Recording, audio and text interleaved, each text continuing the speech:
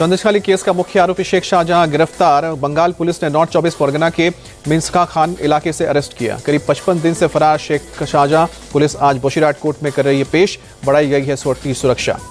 शाहजहां की गिरफ्तारी पर बोले बंगाल के गवर्नर बोस, खुशी की अच्छी खबर है। आशा है कि बंगाल में कानून व्यवस्था की सुबह होगी। शाहजहां की गिरफ्तारी पर टीएमसी नेता कुणाल घोष की सफाई। हाईकोर्ट के स्टे से बंधे थे पुलिस के हाथ। हाईकोर्ट का आदेश मिलते ही पुलिस ने अरेस्ट किया। बंगाल के एडीजी सुप्रीतम सरकार ने कहा कि शाहजहां को हाईकोर्ट के स्टे ऑर्डर के कारण पुलिस ने नहीं किया था अरेस्ट, पर ईडी के पास कौन सी बाध्यता थी। शाहजहां की गिरफ्तारी पर बोले Bengal BJP chief Sukanta Majumdar, BJP और संदेशखाली का माता बहनों के आंदोलन से बाध्य हुई है सरकार। शाहजहां की गिरफ्तारी पर बोले टीएमसी नेता शांतनु सेन, शाहजहां को अरेस्ट करके ममता सरकार ने आज धर्म का पालन किया। शाहजहां के गिरफ्तारी पर बीजेपी का बयान, गिरफ्तारी को ड्रामा बताया। ममता सरकार शाहजहां को देगी 5 स्टार सुविधा। टीएमसी नेता शांतनु सेन ने कहा कि शाहजहां की गिरफ्तारी से साबित हो गया है कि एक पार्टी और सरकार के रूप में टीएमसी राजधर्म का पालन कर रही है।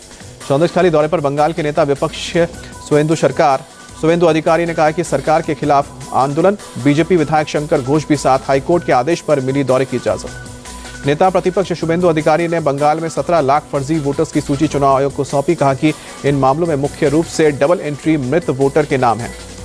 कलकत्ता हाईकोर्ट ने 6 सदस्यीय फैक्ट फाइंडिंग टीम को संदेशखाली जाने की इजाजत दी। 1 मार्च को फैक्ट फाइंडिंग टीम जाएगी संदेशखाली। शिमला में सीएम सुक्खू की ब्रेकफास्ट पॉलिसी और ब्रेकफास्ट पॉलिटिक्स में सभी विधायकों को नाश्ते में बुलाया गया।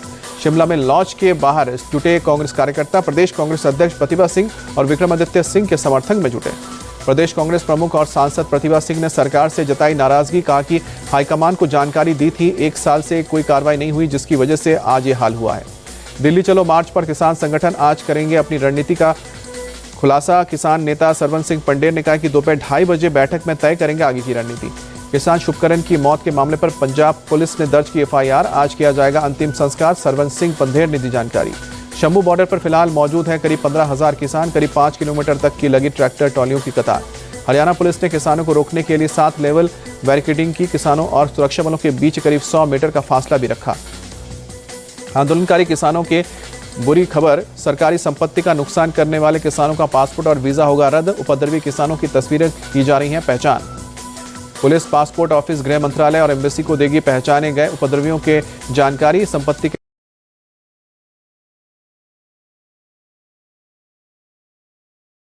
कर्नाटक विधानसभा में जमकर हंगामा हुआ। बीजेपी विधायकों ने की नारेबाजी। देश विरोधी नारे लगाने वाले कांग्रेस समर्थक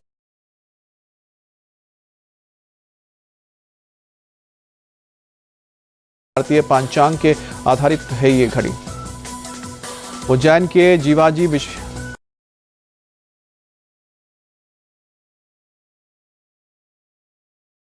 करवाई है घड़ी। पीएम मोदी आज एमपी के 17,500 करोड़ के परियोजनाओं की सौगात।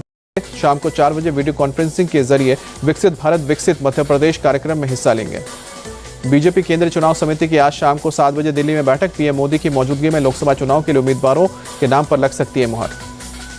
यूपी के रायबरेली में कांग्रेस समर्थकों ने लगाए पोस्टर। प्रियंका गांधी वाड्रा के लोकसभा चुनाव लड़ने वाले पोस्टर चिपकाए गए। सपा प्रमुख अखिलेश यादव आज दिल्ली में सीबीआई के सामने नहीं होंगे पेश। सूत्रों के मुताबिक लोकसभा चुनाव के लिए तैयारियों का दिया हवाला। अखिलेश यादव को सीबीआई ने आज अवैध खनन के मामले में पूछताछ के लिए तलब किया है। बतौर गवाह अखिलेश से होनी थी पूछताछ। महाराष्ट्र की 48 सीट को लेकर महाविकास अघाड़ी की बैठक। वंचित बहुजन अघाड़ी ने 27 लोकसभा सीटों का रखा है प्रस्ताव। कहा कि हम गठबंधन में लड़ना चाहते हैं चुनाव। संजय राउत का दावा, महाविकास अघाड़ी में कोई विवाद नहीं है। सीट शेयरिंग पर हमारे बीच सकारात्मक बात हुई है। सीट बंटवारे पर सभी सहमत हैं। संजय राउत ने कहा कि हमारे लिए सीट बंटवारा नहीं, चुनाव जीतना महत्वपूर्ण है। महाराष्ट्र के 48 लोकसभा सीट का उचित बंटवारा करना होगा। कांग्रेस नेता नाना पटोले ने सीट बंटवारे पर किसी मतभेद से इनकार किया। कहा कि फाइनल बैठक में सीटों पर अंतिम निर्णय लिया जाएगा।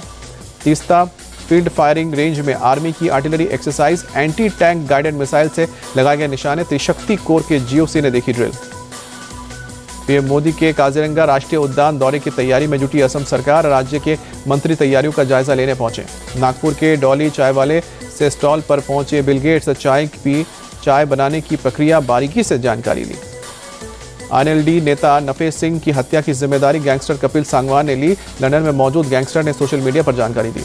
कपिल सांगवान के मुताबिक नफे सिंह की विरोधी गैंगस्टर मंजीत महल से थी दोस्ती। में लिखा, मेरे जीजा और दोस्तों के मर्डर में मंजीत महल का सपोर्ट किया था।